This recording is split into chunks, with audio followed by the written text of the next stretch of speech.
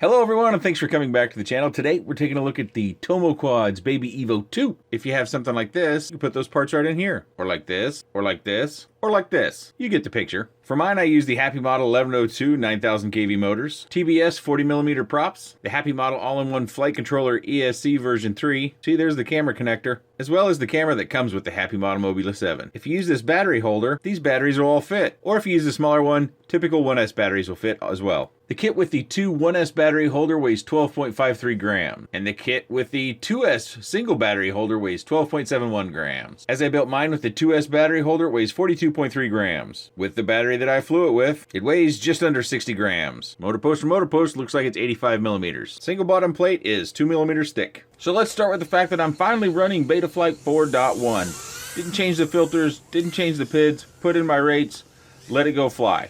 And I'm happy to report that it worked quite well. I was pretty happy with that. I've actually got another quad with 4.1 on it too, but this was the first one to make it to the channel. So you shouldn't mistake this for some sort of high performance micro. I actually see this as not even a micro, but a nano. And Tomo's put out a few conversion kits for various other machines so we could transition them from outside to inside. The Carrera comes to mind just off the top of my head. You can do some minor, tricks and moves, but they're going to be fairly muted. But one thing is for certain, it flies a lot better outside in this configuration than it does in the Hoops configuration.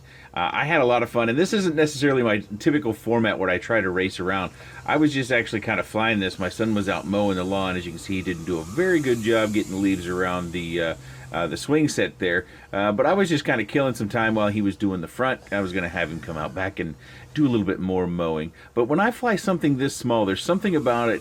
When you take it out of your hand, you put a battery in it, you plug it in, and you go out and fly it. It almost feels like a spy or a bug or something, to where you can just go around and zip little places, and you really just don't have much fear. Sure, if you're flying a version with motors and 1mm motor shafts, there is a possibility that you could break it. And you probably noticed in mine, I chose props that I could put screws in. That's because two of my motor shafts are already kind of dodgy, so I needed to screw the props down in order to be able to use it. But my intent when I got this kit was to definitely use 1102 motors. I just prefer the feel of 1102 motors on this prop size. I feel like I get more prop authority. That does boost your weight just a touch, so if you're going for ultralight builds, 1102 wouldn't be the way to go. You might want to go with the Beta FPV 0603 motors. I think are really good performing ones. There's various others that you can try out there, but this is what I went with, just for fun, not for performance, because I don't really have a track out back that I set up and fly, and so that I would go out and do laps in this sort of configuration. I just kind of go out and fly whenever I have the opportunity to fly, and it provided a nice day. The next day I did fly, but it was a little bit cloudy, and these cameras kind of struggle when it gets to be cloudy, but yet you have that sun that comes through the cloud. It can turn the ground all dark when you get that sun in your eye or in the camera lens. So it's something to be aware of. You can also build this in a different configuration with a standalone nano camera like the Runcam Nanos, the Nano 2 and the EOS 2. All those cameras will fit in here as well. There's just a little adapter if you want to use one of those tiny ultralight CMOS or all-in-one cameras. There's plenty of space under the hood, of course, for a VTX if you wanted to go for a more powerful VTX. But there's going to be limits to these things. There's going to be limits to performance. The TPU canopy has got more style than it does performance in it, and that's kind of how I see it. Because if you were going for performance, you probably want to keep it down by another 5 to 6 grams. I'm going to turtle mode here. Don't do this, especially if you're running a particular board that's not the one I've got. The version 3 board is pretty solid, I think, but the version 2 and 2.1, people reported problems. I'm using turtle mode here to show you that turtle mode is a little bit difficult, and I've already flown this thing enough to where I know that if I burn up the board, that I've already got footage that I can show you about this frame and how it performs in this configuration. So if you choose the turtle mode like I did, and I've preached against this, you're accepting the risk that you could blow an ESC. Typically it's ESC 3. I've heard that a number of times from people. So don't turtle mode, especially like I showed you there where you're sitting upside down in gravel. But I came away unscathed. That's something to be said for that. Maybe the trick in turtle mode is to not get real heavy on the stick when you flip it. Just blip it, blip it, blip it, half stick maybe at most. But these are a lot of fun. You could turn a playground into a fun place. You could throw it in your lunchbox, fly it a bit over your lunch hour, and you get these super long flight times. I did lower the battery warning down a little bit. I think I put it at 3.4, and we're getting a little bit of that now. And I know about when I need to come in and land, and I intend just headlong right into that chair. And then I try to get myself away from the pergola post, and I can't do it. So I got over 4 minutes and 10 seconds. I think you can get a little bit more because I do recall that the battery did end up above 3.5 volts per cell. I covered it in the intro, but I want to give you another opportunity to look at the batteries that do all fit. The 520s, 525s, RDQ, and GMBs, they'll also fit. These are the TinyWhoop 333 3S batteries. I don't suggest that you go to that. Let me focus the camera there on it. The 3S and that ESC, especially turtle mode, gets to be more of a risk. The 350s, the 300s fit as well. The Nanotechs fit in, as well as the GNB 350s, 300s. The RDQ 350s and 300s fit as well. I didn't bring all those out. And then two 1S batteries will fit in a smaller holder. And as you can see there, it's got the twist lock, so you don't have to necessarily build it. You could pop this through and then twist it.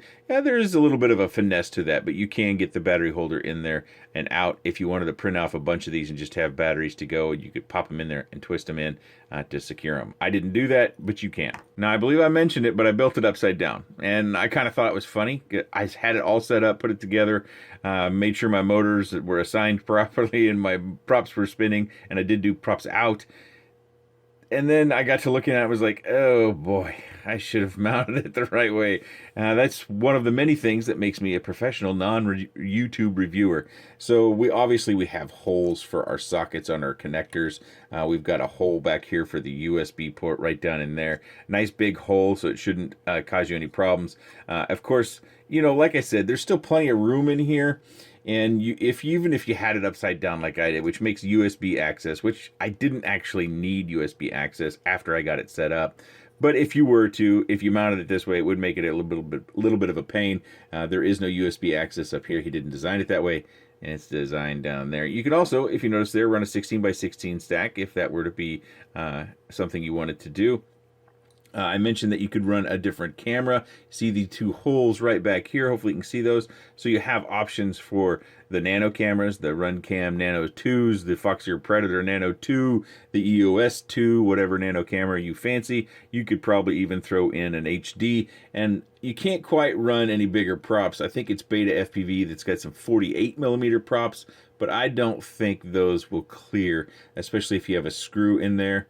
That might be something to consider. This little adapter, it does come with the kit, and that's how you secure these CMOS sort of cameras, the really light little ones, and then that hole is also there. I do think that I should have pre-bent, or if you build one you want less camera angle than what I had, you should pre-bend this before you put it in there. When I point to this, I'm meaning the antenna, because I found it difficult to try to get that to bend, to move it down after I had it assembled there. Of course, if you put a VTX that's separate from the camera, we got a nice little spot to hold our antenna right there. I did go ahead and put, for style purposes, I did put the motor guards or arm protectors, depending upon how you view those on. And you can see here from the front that this canopy just kind of slides over the top.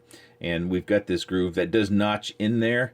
You could probably tell from up top how it's notched. So it holds it in there pretty firmly. I really was surprised at how well that held in. We also have our screws across the bottom. I didn't find any need to add or change anything here. I just used some of that Magic Emex tape and a zip tie with the components that I had. And you'll notice that I have one motor that's 10,000 kV. Not sure if that's really 10,000 kV or if that was part of an early edition that I got that was mislabeled, because I did get some that were mislabeled. And it flies fun. It's a lot of fun. I mean, look at that. You could put that. Now let me get an iPhone out here. The iPhone's way longer, and the Evo 2 is barely wider, so it can definitely go in your pocket, your lunchbox, any sort of little tin can. It'll fit. You can print one of those TinyWhoop cases out of PLA or something, and you can put it in there, carry it with you. Just throw it in your bag. Even if you're not looking for something like the Evo 2, TomoQuads.com, he's been designing frames for years. Surely he's got something over there for your frame needs. If you have any comments, questions, suggestions, or otherwise, please let me know in that section down below. I appreciate your time, and thanks for watching.